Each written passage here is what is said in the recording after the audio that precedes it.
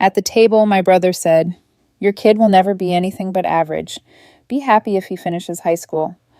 The room laughed. My 8-year-old stared at his food. I said, "Then I'll stop paying for your daughter's after-school program." My brother blinked. My mom whispered, "Don't do this here." But I should have known dinner was going to be a disaster the second my mom asked if we could all eat together like the old days. The old days when my brother could mock me over meatloaf and no one said a word because that's just how he was. And the old days when I didn't have the nerve to clap back. But things are different now. I'm a single mom with a good job in tech, and I've been carrying more weight than anyone at that table wanted to admit. My brother Dan, the oldest, has been between jobs for over a year.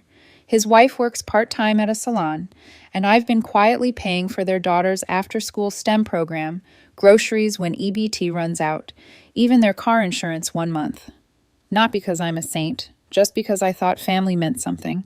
So when Dan turned to me during dinner, Mom made lasagna, his favorite, and said loud enough for the whole room to hear, "Your kid will never be anything but average. Be happy if he finishes high school."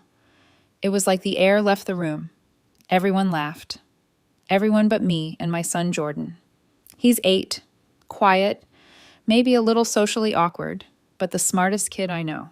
He just stared at his plate while the adults giggled like it was a roast and not a hit job on an 8-year-old. I didn't think. I just said it. "Then I'll stop paying for your daughter's after-school program." Dan blinked, like he didn't understand the words at first. My mom whispered, "Don't do this here." But I did, because I've learned something about silence. It protects the wrong people. So I kept going. I laid it out. Every dollar I'd given them in the last 12 months. Every time I picked up the slack without saying a word. Everyone went quiet. My sister-in-law turned pale. My niece looked confused.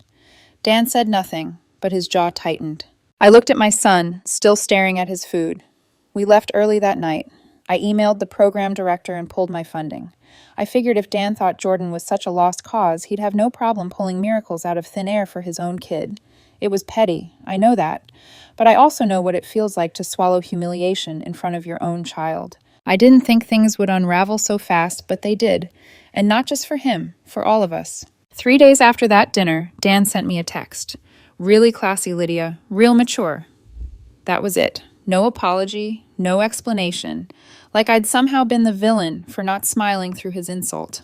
I didn't reply. A week later, my mom called. She said my niece had been pulled from her after-school STEM program. She said it like I'd set the house on fire, like I was the problem, not the grown man who humiliated a child at dinner. I told her I was done helping people who thought it was funny to mock my son in front of me. She hung up. I figured that was the end of it, but it wasn't. Apparently, the after-school program wasn't just a place to keep my niece busy. It was the centerpiece of her scholarship application for a private school. She'd already been through the interview process. Her parents had told her she was a shoo-in. Without that program listed, her application got kicked back. Just like that. Dan's wife, Carly, called me from a number I didn't recognize. I didn't answer the first time. The second time I picked up, she was crying. She said they didn't know what to tell their daughter. Said I'd ruined everything. I didn't yell. I didn't argue. I just said, maybe Dan should have thought about that before he opened his mouth at dinner. She went quiet. I hung up. That same night, Dan went full high school on Facebook. Posted some vague rant about family members who get a little money and think they're better than everyone. Made it sound like I was on some power trip, swinging my wallet around. What he didn't expect was that people would start commenting. Our cousin Marissa wrote, "Is this about Lydia? Because if it is, didn't she pay your car insurance last winter?" Then Uncle Roy chimed in with something about a loan Dan had never paid back. Then a guy from Dan's old HVAC job posted that Dan had borrowed $800 from him 2 years ago and ghosted. The post got taken down that night, but by then, things were already unraveling. They had to cancel a Disney trip they'd been hyping up for months. Their daughter cried for 2 days straight. I know that because my mom told me Dan sold their PS5 on Facebook Marketplace. Carly picked up extra shifts at the salon. Then Dan's car got booted. Insurance had lapsed again. He tried to blame Carly, but she told him straight up she was tired of being the only adult in the house. Meanwhile, I focused on Jordan. I signed him up for a robotics club he'd been nervous to join. Bought him a used 3D printer from Craigslist. We started building a little Mars rover together, one tiny plastic gear at a time. One night, while we were working on it, Jordan asked me if what Uncle Dan said was true. I asked him what he meant. He said that I'm just average, that I won't finish high school.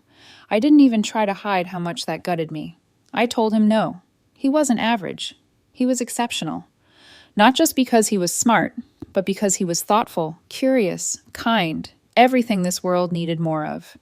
He didn't say anything, just kept fiddling with the wheels, his face quiet. Later that night, when he went to bed, I sat at the kitchen table for a long time because part of me wondered if I'd just made everything worse. Not just for Dan, but for his daughter, for her mom, for everyone. But I couldn't shake what I saw in Jordan's eyes that night at dinner, and I wasn't sorry, not one bit. By the end of the second week, the silence was loud. No texts, no calls, no fake apologies. Dan didn't even try to ask for the money back. I think he knew better. Or maybe he thought if he ignored it long enough, things would fix themselves. They didn't. Carly started working 6 days a week. My niece, who was used to art classes, science fairs, and a structured afternoon schedule, was now spending hours at home alone while Dan looked for work, which, based on his gaming activity and updated STEAM achievements, wasn't going well. I got a call from my mom one afternoon. She said Dan and Carly were fighting loudly. My niece heard everything. Apparently, Dan told Carly she'd have to ask me for help again if they wanted to keep the lights on. He threw something at him. It didn't hit, but my mom said it shattered. A lamp, maybe. I didn't feel bad. Not yet. Because this wasn't about pride anymore. It was about respect. And if the cost of finally earning it was watching Dan's castle of entitlement collapse, then so be it. But then something happened I wasn't ready for. Jordan came home from school with a drawing. It was supposed to be for a family pride project. Other kids drew houses, pets, parents. Jordan drew me and him, standing on a hill. Below us were shadows. 4 of them. No faces, just dark outlines. I asked what they were. He said, "The people who laugh at us." That night, I cried in the bathroom so he wouldn't see, because I knew deep down this wasn't just about dinner or money. This had been building for years. Dan had always taken little shots, always acted like my success was some kind of fluke, like I didn't really deserve it. And I'd let it go over and over for the sake of keeping peace, for the sake of appearances, for family. But Jordan saw through all of it, and that drawing told me he'd felt that distance long before his uncle's comment, long before that lasagna dinner. A few days later, I got a call from an unknown number. It was Dan. He asked if we could talk in person, said he'd meet me anywhere. For a second, I thought about ignoring him, but something in his voice stopped me. Not anger, not sarcasm, just tiredness. Like maybe he finally got it. We agreed to meet at a diner halfway between our houses. I didn't tell Jordan. When I showed up, Dan was already there. No food, no drink, just sitting at a booth, staring at the table like it held the answers to his entire life. He looked up and said, "I need to tell you something, and I need to tell Jordan too." I wasn't expecting what came next. I was halfway to the diner when I nearly turned around. Part of me still didn't believe Dan was capable of anything resembling an apology, but something told me this was different.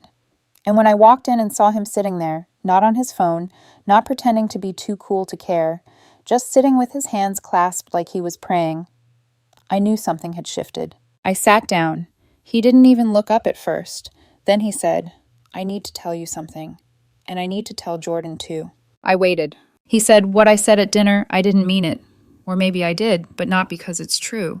I said it because I hate how far behind I've fallen. You built something. You've got this quiet, steady life and a kid who actually listens to you. And I'm just out here pretending I'm not drowning." Then he pulled something out of his jacket, a folded piece of paper. He smoothed it out and placed it on the table between us. It was Jordan's drawing, the one with us standing on the hill and the dark shapes below. "I found this in my daughter's backpack," he said. "She took it from your kitchen. I think she was trying to understand it." "I didn't expect that." Dan pointed at the shadows. "That's me.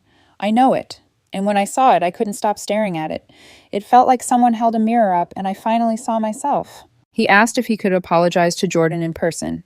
Not some phone call, not a text, face to face. I told him to come by that evening. No promises, no expectations. He showed up just after 7. Jordan was on the couch doing his math homework. He looked up, and when he saw Dan, he paused, but he didn't get up. Dan walked over and stood a few feet away. No speech, no dramatics. Just said, "I said something that hurt you. I was wrong. You're nothing like what I said. You're smart and brave, and you're exactly the kind of person I wish I was when I was your age." Jordan didn't say anything for a long time. Then he said, "Okay," and went back to his math. Dan nodded and left. I didn't expect what came next. 2 days later, I got a notification from LinkedIn. Dan had updated his profile. Not just some nonsense update, either. He'd started working a night shift at a warehouse outside the city. 12-hour shifts. Manual labor. Not glamorous. Not something he'd ever brag about. Then I found out from Carly that he picked up a side gig delivering groceries on a borrowed bike. She was stunned. Said he hadn't told her until after his third shift. He was exhausted, sore, and dead silent at home most nights. But he wasn't bitter. Not this time. One evening, Jordan and I were driving home from robotics club and saw Dan on the sidewalk with a bag of groceries slung over his shoulder, helmet on, wiping sweat off his face with his sleeve. Jordan just watched him as we passed. Then he said, "Uncle Dan looks different." I said, "He is." It wasn't some big magical moment. There was no dramatic turnaround. Just the slow, clumsy start of someone deciding to be better. Not for attention, not for applause, but because they finally realized they had to. But the real surprise came the next week. The call from Carly came on a Thursday morning while I was packing Jordan's lunch. Her voice sounded different. Not frantic, not drained, just calm. She said, "I think something's changing. I don't know what you said to Dan, but he's trying, really trying." I didn't know what to say. I'd gotten so used to disappointment where my brother was concerned. I wasn't ready to believe it. But then she started listing things off. He'd stopped eating out, sold his gaming rig, picked up extra shifts at the warehouse. They downgraded their phone plan and canceled all their subscription services. Even the sports channels he used to insist were non-negotiable. But the real surprise, he signed up for an HVAC recertification course. Nights, 3 times a week, energy-efficient systems, and solar panel integration. The kind of work that actually had a future. Then she said something that caught me off guard. He asked if I'd be okay working less, just so he could take over with our daughter in the evenings. He said it was time he stepped up as a dad. I just stood there holding a granola bar in one hand, staring out the window. Dan had not only taken accountability, but had started acting like someone who actually wanted to change. Not just to make things easier for himself, but to repair what he'd broken. That weekend, he showed up at my door with his daughter. Jordan answered and just blinked at them like he couldn't believe they were real. They didn't come empty-handed. Dan brought back the Lego kit I'd given his daughter for her birthday last year, this time with an expansion set he bought with his first grocery delivery tips. The kids sat on the floor building for over an hour, without fighting or getting bored. I watched from the kitchen, while Dan helped them both, carefully separating the pieces, actually listening. I couldn't remember the last time I'd seen him look that patient. After the kids drifted off to the couch, Dan stayed. He asked me real questions about my job, about how I handled things alone, about Jordan. He even asked if I'd help him set up a LinkedIn profile that didn't look like it was written by a teenager. Then something I wasn't expecting at all. He asked if he could come with us to Jordan's robotics club finals. "Why?" I asked. He said, "Because he deserves to have more people cheering for him." I said he does. The day of the competition, Dan showed up early. Not just on time, early. He brought snacks, bottled water, and a sign that said, "Go Jordan," in crooked block letters, drawn with a thick blue marker. Jordan spotted it from across the room and just stood there, stunned. Not angry, just surprised. After the event, Jordan walked up to Dan. No prompting, no nudging. He said, "Thanks for being here." And Dan said, "Thanks for letting me." Later that night, Carly dropped by after the kids were in bed. She hugged me tight in the doorway and whispered, "I don't know what clicked in him, but something did. I think he finally saw what he was becoming, and he didn't like it." I stood there quiet because I knew exactly when it happened. It was the night Jordan drew him as a shadow, and Dan saw it, and somehow that hit harder than anything else. What surprised me most, he didn't just change for a week or a month. He kept going. By summer, things looked different. Not just for Dan, but for all of us. He'd passed the first part of his HVAC certification and was already enrolled in the next. He was working full-time hours between 2 jobs and somehow still made time to help his daughter with her science homework and show up at Jordan's robotics meetings whenever he could. He didn't talk about being tired. He didn't complain. He just did what needed to be done. It was strange at first watching him act like a real adult, like a father, like a brother. I caught myself waiting for the mask to slip, for him to make some sarcastic comment or go silent or fall back into his usual patterns. But he didn't.